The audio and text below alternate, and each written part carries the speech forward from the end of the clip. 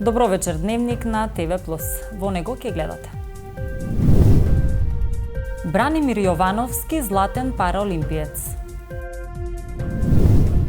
Библиотеката со зголемен книжен фонд. Викендов санкционирани близу 200 возачи.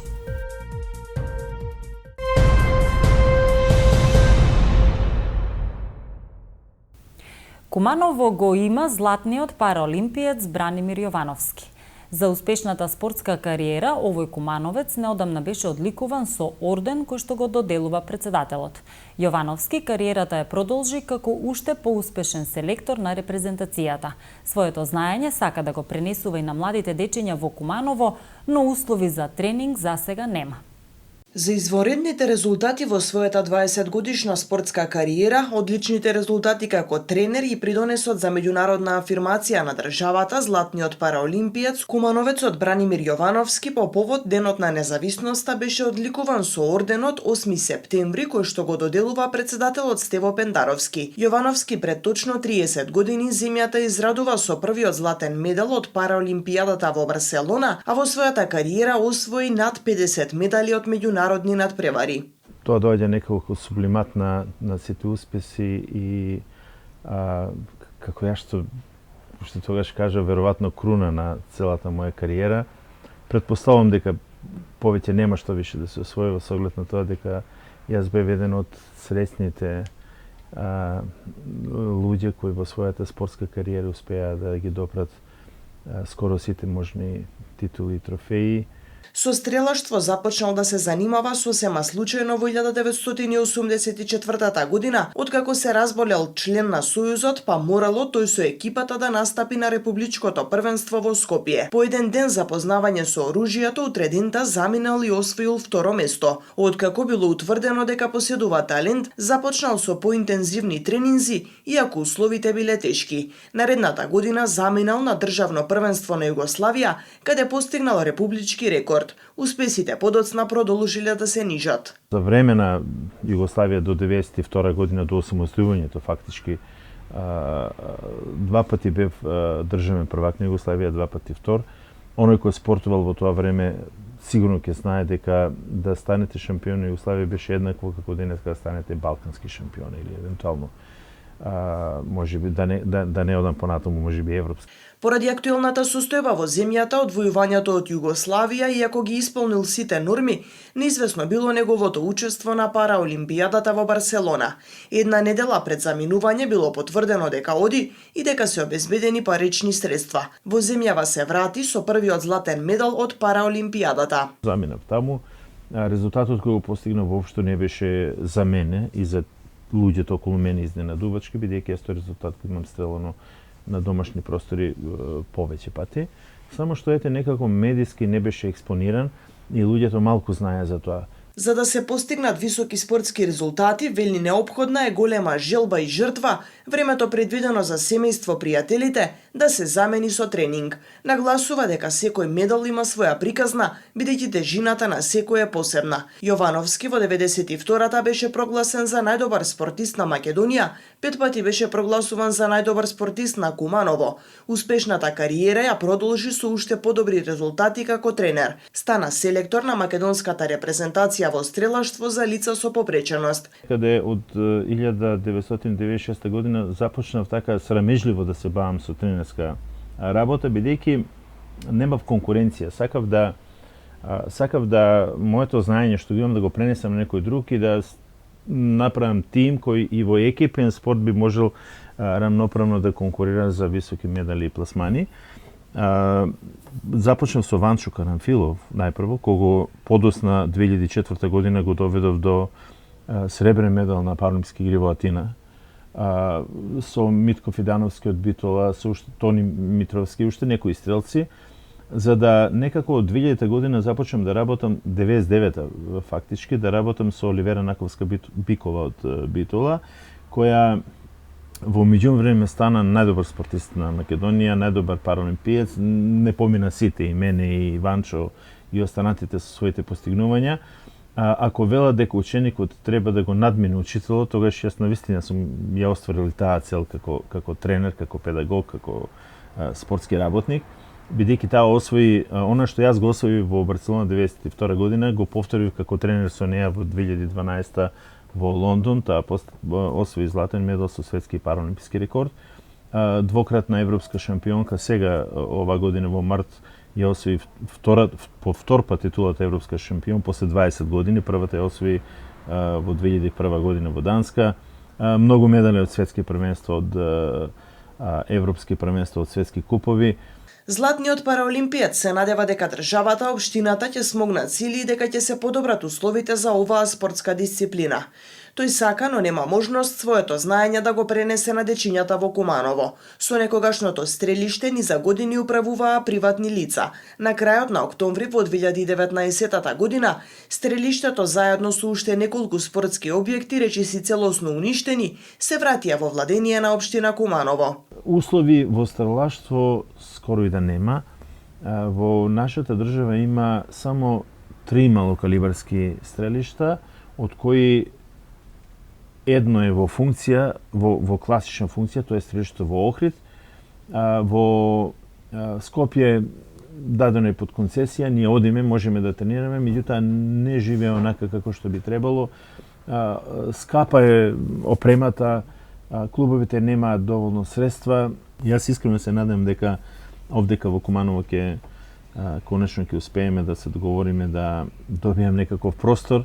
Ете, останала веројатно уште некоја година кога можем да бидам активен за да ги пренесам своите знаења и некој Кумановче да го доведеме до сериозна титула. Вие знаете, Куманово е град на олимпици. Не можеме и не треба да ги заборавиме успесите на Аце Русевски, неговиот бронзен медал од Монтреал 1976 година, Реджеп Реджеповски среброто од 1984, мојот медал од златен од 92 година. Гледате, ако погледнете малку, тоа е на 8 години. 76, 84, 92 и сега више нема ништо нааму. Мислам дека може да се постигне и некој од дечињата во нашиот град да може да се радуваат на високи спортски постигнувања, а нормално и љубителите на спортот на нивните остварувања.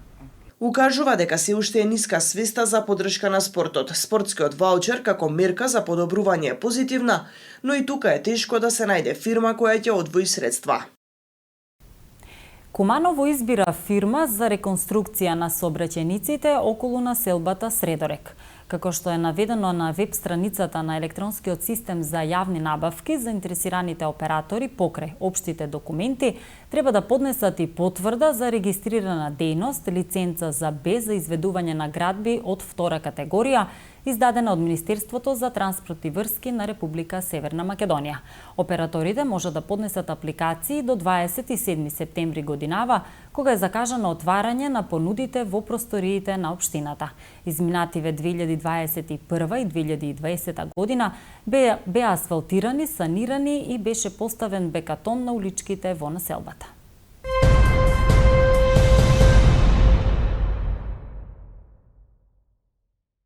Се зголеми книжниот фонд на библиотеката Тане Георгиевски, а континуирано расте и бројот на читателите. Целокупниот книжен фонд изнесува околу 240 библиотечни единици. Периодов библиотеката работи на набавка на лектири за основните и за средните училишта на македонски и на албански јазик. Библиотеката Тане Георгиевски во Куманово го збогати книжниот фонд, а значено се зголемили бројот на читателите годинава, информираат надлежните. Според директорката Христина Алексовска, набавката на нови книги се должи на зголемените потреби на корисниците на услугите на оваа јавна општинска установа, а бројката на зачленетите годинава се зголемила за повеќе од 2000 споредбено со лани. Кумановската библиотека 3 пати годишно спроведува набавка на книги. Библиотеката секогаш го следи трендот на новите изданија, така да големиот број на читатели се должи и на новите изданија кои што ги набавивме. Имаме набавено многу книги ова година. Целокупниот книжен фонд изнесува некаде околу 240.000 библиотечни единици. Се надевам дека со тоа нашите читатели ќе бидат задоволни. Во моментот работиме на набавка на лектири за основните и за средните училишта на македонски, на албански јазик, со што се надеваме дека целосно ќе ги задоволиме потребите на учениците од основните и средните училишта. Традиционално секоја година библиотеката со почетокот на учебната година има бесплатни уписи за второделенчињата од нашите училишта, а за останатите, значи ученици од основните и средните училишта, групни зачленувања траат со попусти. Континуирано имаме нови членови, за разлика од претходните години имаме многу повеќе читатели, така да можам да истакнам дека имаме некаде околу 1000 нови читатели оваа година и во оделението за возрастни и околу 1200 во оделението за деца, со тоа што нели знаеме дека годината уште не е завршена, а тоа е многу поголем број за разлика од претходните години. Како и претходните години, библиотеката и оваа година ќе ја организира манифестацијата Месецот на книгата, како и надпреварот Млад библиотекар. Во моментот работиме на подготовка на Месецот на книгата, кој што ќе започне некаде на 15 октомври, ќе трае до 15 ноември. Ќе организираме награден литературен и ликовен конкурс за учениците од основните и средните училишта, а ќе го организираме и надпреварот Млад библиотекар, со што најдобриот учесник ќе ја представува библиотеката на Републичкиот надпревар. Дел од активностите на библиотеката се и промоции на книги на познати писатели. Надлежните од Ане Георгиевски ги повикуваат кумановци да ја проследат промоцијата на книгата Ехото на виножитото од Гордана Поповиќ, која ќе се одржи на 27 септември годинава со почеток во 18 часот. Во текот на изминатиот викенд, полициски службеници од СВР Куманово спроведоа акцијска контрола за санкционирање на возачи кои не ги почитуваат сообраќајните прописи, при што на подрачјето на Куманово санкционирани се вкупно 181 возач, од кои 79 управувале возило со брзина поголема од пропишаната, 38 санкции за возачи кои управувале возило под дејство на алкохол, 12 за управување возило без возачка дозвола и 52 останати видови прекршоци. Сообраќајните контроли продолжуваат и во наредните денови. Апелираме до граѓаните да ги почитуваат сообраќајните правила и прописи за да ја зголемиме безбедноста во сообраќајот и заедно да придонесеме за посигурни патишта, се вели во соопштението од полицијата.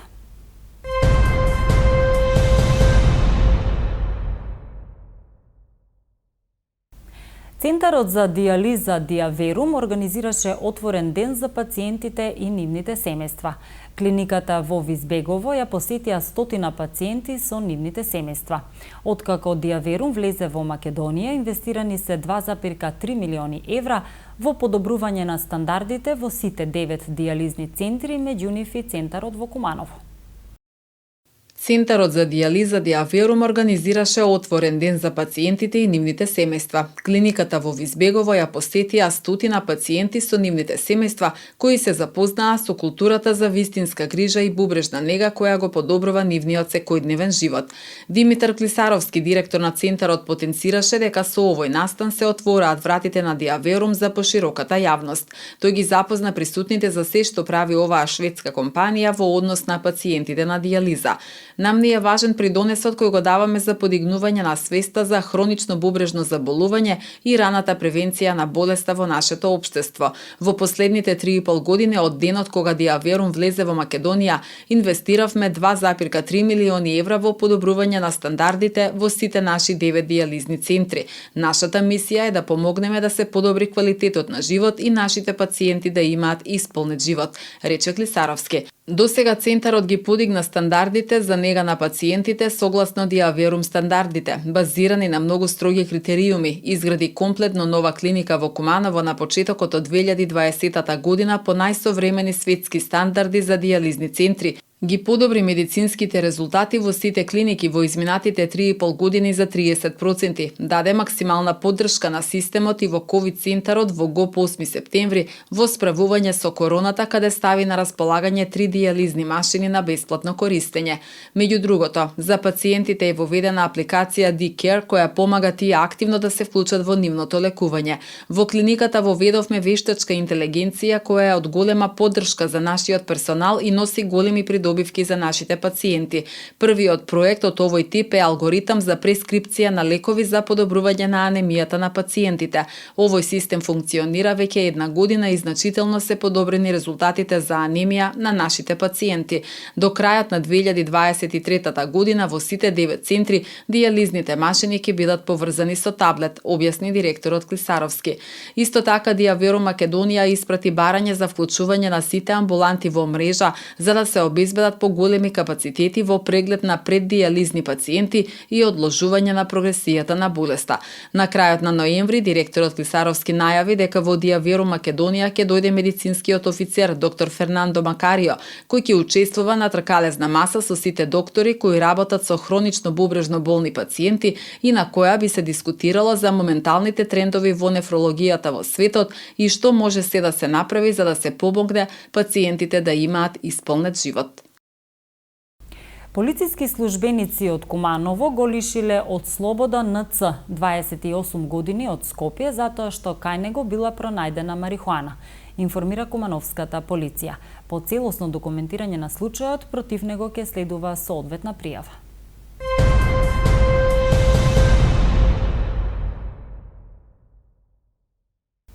Полициски службеници го лишиле од слобода 34 годишниот ЕИ од Куманово, кој бил затекнат при обид да одземе предмети од приватен имот. Информира секторот за внатрешни работи Куманово. Тој е приведен во полициската станица и по целосно документирање на случајот, против него ќе следува соодветна пријава.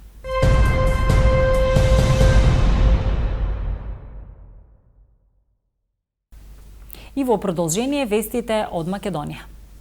Пензионерите на крајот од месецот ќе добијат околу 7% покачување усогласување на пензиите согласно новата методологија која ја донесовме во март годинава, односно усогласување 50% од трошоците на живот и 50% во однос на просечната плата, изјави денеска министерката за труд и социјална политика Јованка Тренчевска. Министерката информираше дека некаде околу 36.000 домаќинства се приматели на гарантирана минимална помош кои се вклучени во системот за социјална заштита.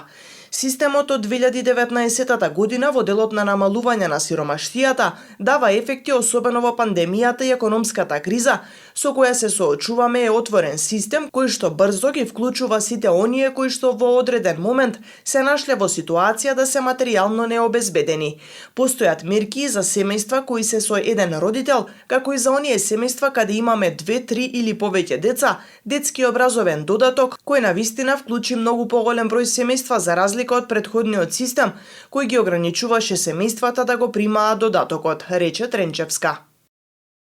Министерката за труд и социјална политика Јованка Тренчевска изјави дека доколку градинките работат домаќински, ќе имаат средства добро да ја менаџираат зимската сезона. Градинките плаќаат електрична енергија како домаќинства, значи не плаќаат индустријска струја. Обврска на министерството е да обезбедува блок дотации за платите на сите вработени во градинките и дел за материјалните трошоци. А за останатото обврските се на основачот, значи на општината. Општината е таа која треба да се грижи за трошоците, а дополнително градинката има и сопствена сметка од средствата што ги уплатуваат родителите на децата во градинката, така што со домаќинско работење мислам дека ќе имаат пари за да изменаџираат добро во текот на зимската сезона, нагласи Тренчевска. На новинарското прашање дали ќе се направат корекции на цената за градинките, таа одговори дека за тоа одлучуваат општините, односно советите на општините. Министерот за животна средина и просторно планирање Насер Нуредини упати апел во грејната сезона граѓаните да не употребуваат штетни материјали за грејење за да се избегне загадувањето на воздухот. Апелот е по новинарско прашање како ќе се справи власта со оваа потенцијална опасност поради се повисоките цени на ресурсите кои се користат за затоплување на просториите. Тоа не значи дека сите имаме потреба да се грееме со се што е можно, барем сите граѓани да бидеме поефикасни да ја сочуваме енергијата. Поевтино е да се грееме со струја, уште од палети и слично, но тоа значи дека ако ние употребиме биомаса за греење, да се грижиме кој квалитет е тоа и да не палиме се што е можно. Мислам дека сме свесни и ќе се грижиме за нашата околина. Ако ние се грееме со се што е можно, тоа значи дека ние ќе ги загадуваме нашите деца и семејства, изјави Нуредини. Изминативе 3 дена регистрирани се 173 нови случаи позитивни на COVID-19, информира Министерството за здравство. Од ново регистрираните, тројца се од Куманово. Пријавени се 3 починати лица, по едно лице од Скопје, 69 години, Валандово, 75 години и Охрид, 79 години. Лицата се починати во болнички услови. Бројот на активни случаи изнесува 673.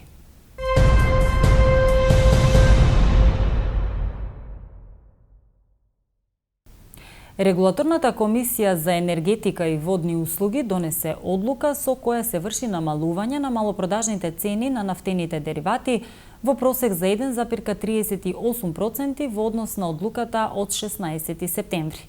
Од ноќеска по полноќ максималните цени на нафтените деривати ќе изнесуваат: моторен бензин Евросупер БС 95,84 денари литар, моторен бензин Евросупер БС 98,87 денари литар, дизел гориво Евродизел БС 92 денари, масло за горење екстра лесното 89 денари, мазот 50,391 денар килограм.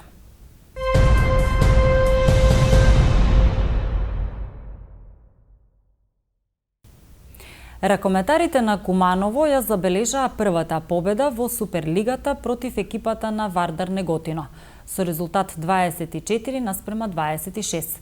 Ракометарот Вучко Мрвовиќ постигна 6 гола за тимот на Куманово, а Стефан Коловски го заврши надпреварот со 5 гола. Следниот надпревар Куманово го игра против Охрид.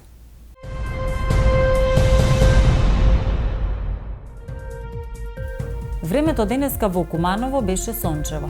Максималната температура се искачи до 22 степени, а минималната беше 4 степени Целзиусови. За утре метеоролозите најавуваат променливо сончево време. Дневната температура ќе достигне 19 степени, а утринската ќе биде 7 степени.